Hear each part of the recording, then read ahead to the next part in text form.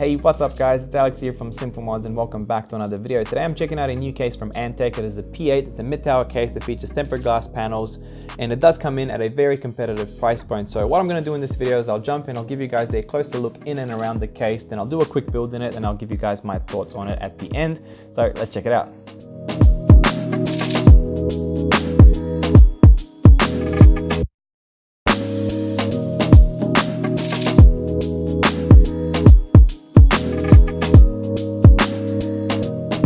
P8 is the newest entry into Antec's performance series. It was announced earlier this year at Computex and just recently launched in the market. So by the time you're watching this video, you should definitely be able to buy it. It's a very affordable case for what it is, coming in at about $85 in Australia and $69 in the US.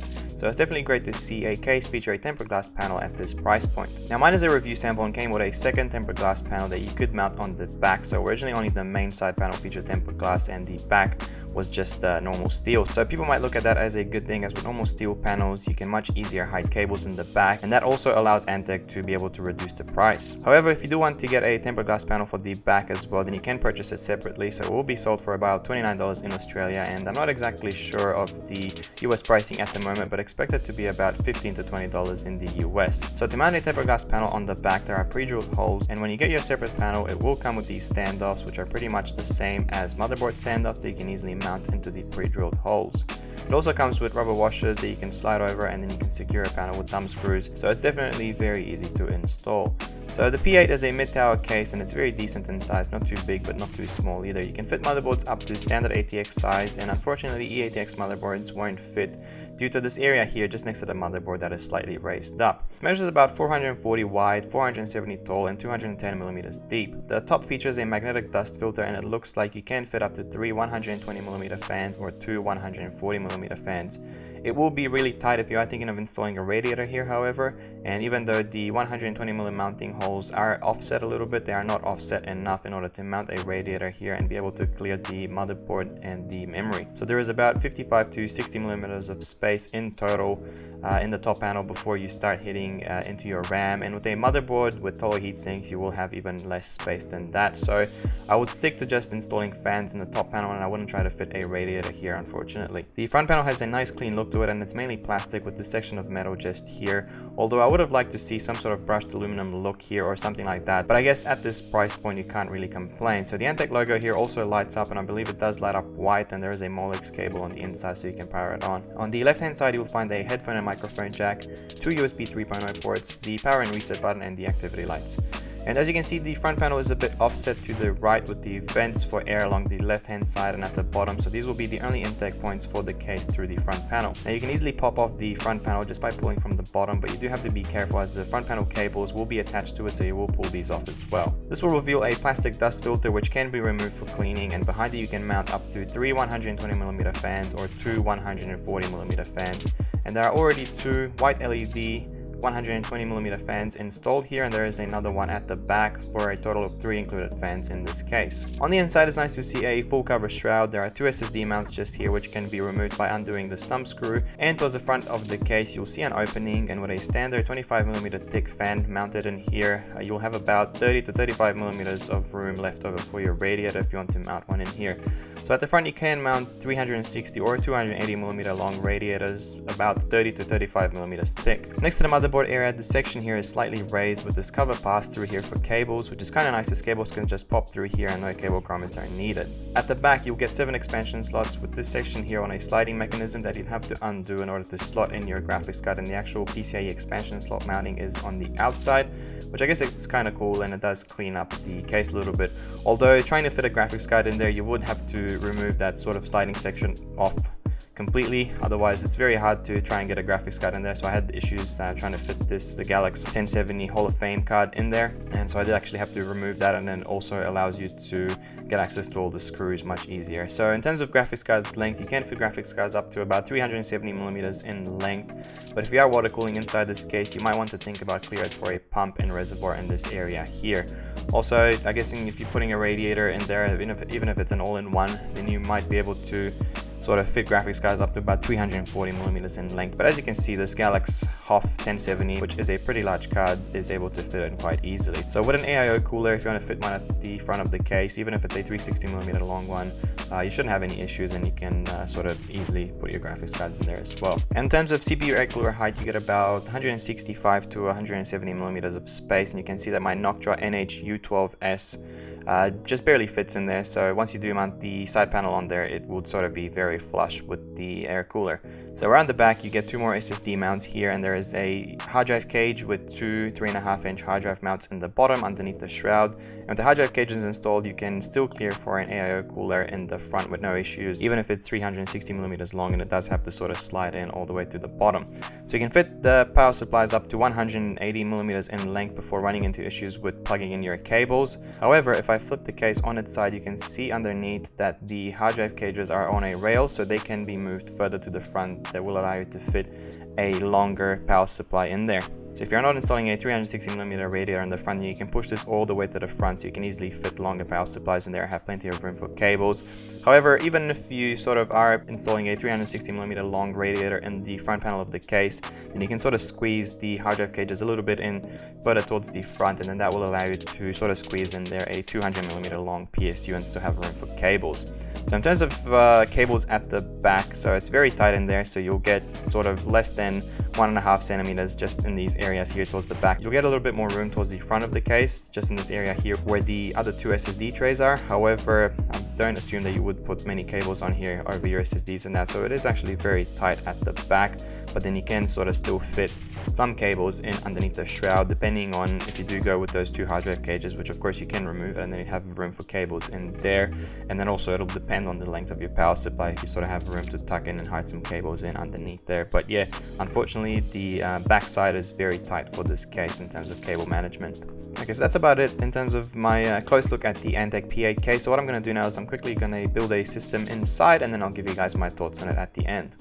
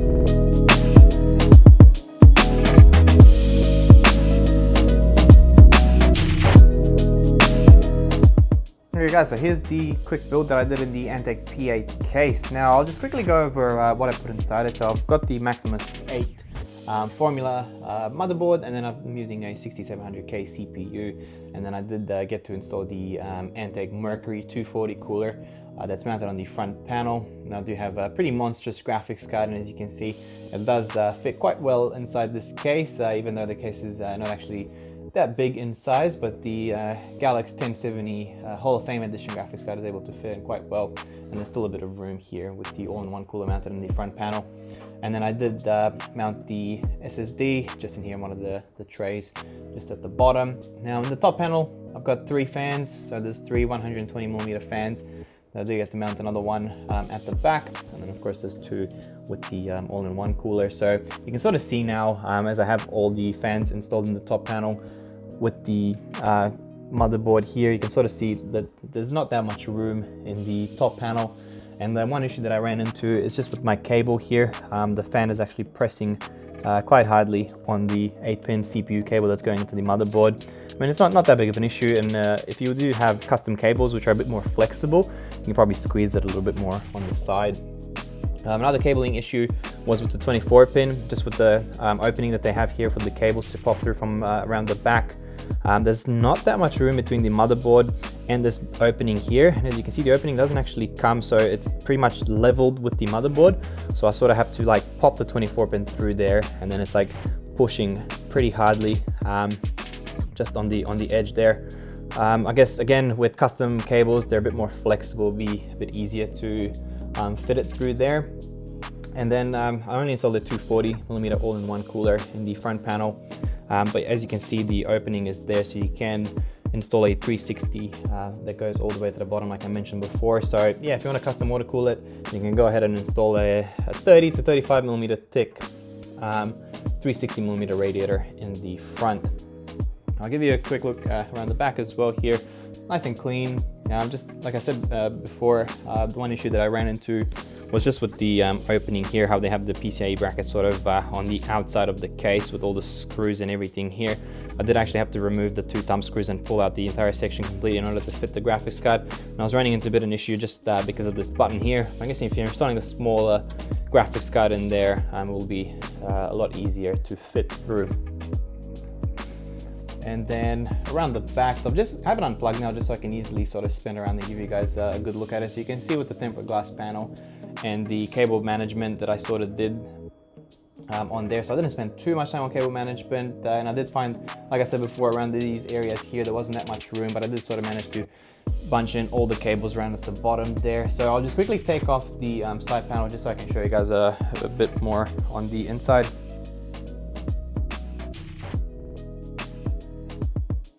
So you can get a better look at the marvelous cable management job that I've done now that I've taken off the back tempered glass side panel. So just in this area here, there was enough room to sort of squeeze in the 8-pin motherboard cable. And then I do have all my fan cables just in this area here, and then the 24-pin is just sort of tucking through there.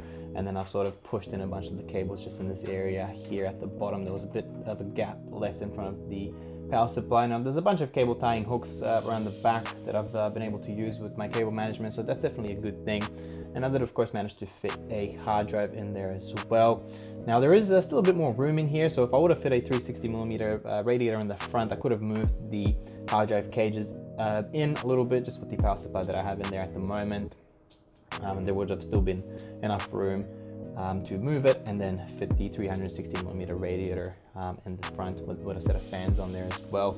So just these cables here are actually the front panel USB 3.0 and the front panel audio that I chose not to plug in, so those ones are just on there. Now one thing I didn't mention before is just with the SSDs, there is very limited room in there, and given that there's 2 SSD trays here, there's only a cutout in front of this SSD tray here. So if you want to use this other one, which I chose not to use it because having my cables a bit stiff to have it sort of floating in front of the motherboard there, so I did actually choose to use this one. It's a bit easier for me, but one issue that I ran into is just given that there is a front panel USB 3.0 connector on the motherboard just there. There is another one here that I could have used, but if you do have a motherboard that only has a USB 3.0 front panel header that's at the bottom and it happens to be right in front of the SSD tray, then it's very hard to actually plug the USB 3.0 cable in there and also have an SSD in the tray in front of it. Actually having the cable plugged in at the bottom was very hard for me to actually put the SSD on this tray here.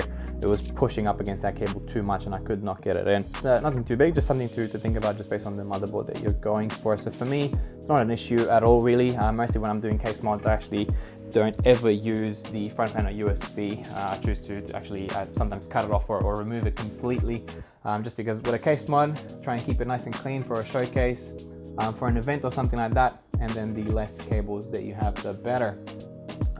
Just another thing that I didn't mention before with the fans, I did actually saw some people that have done a review on this case as well, that they have fit the 240mm all-in-one just sort of offset in the 2 slots here. I could have done that as well, but just I'm using quite tall RAM, probably would have still cleared it.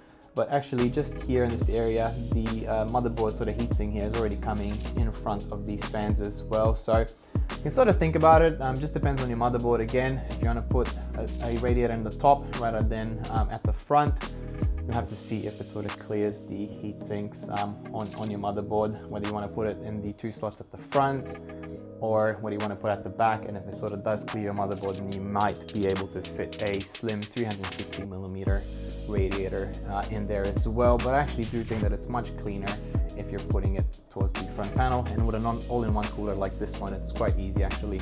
Okay, so what do I like about this case? I definitely think that it's a very good build quality, especially getting the tempered glass panel, and at this price point, I mean, you definitely can't go wrong with that. There's definitely other worse choices that you could make with a case like this. I like the sort of styling around the front as well. I like the removable dust filter in the top. Main thing that I don't like, I've already highlighted some of the issues there. Another thing is with the front panel, it does have that filter behind it I showed you guys before, but if you do have all of your front panel connectors plugged in, once you remove this in order to clean it, it sort of does pull off your cables as well, so it just depends how you sort of manage them at the back.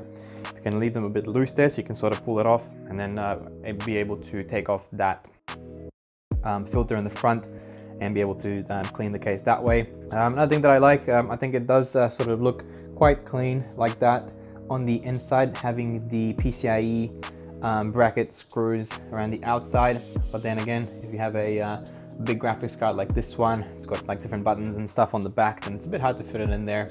But it's definitely not impossible to do it. So yeah, that's pretty much my thoughts on this case, guys. I hope you enjoyed that quick overview that I gave you at the start of the video, and then just my thoughts on it at the end here after having built in it. So if you guys enjoyed this video, then hit that like button, subscribe to my channel, check out some of my other videos that I've done recently, more around case modding. So if you guys are into that, then definitely give those a look. And hopefully you guys will stick around, and I'll see you in the next video. Cheers.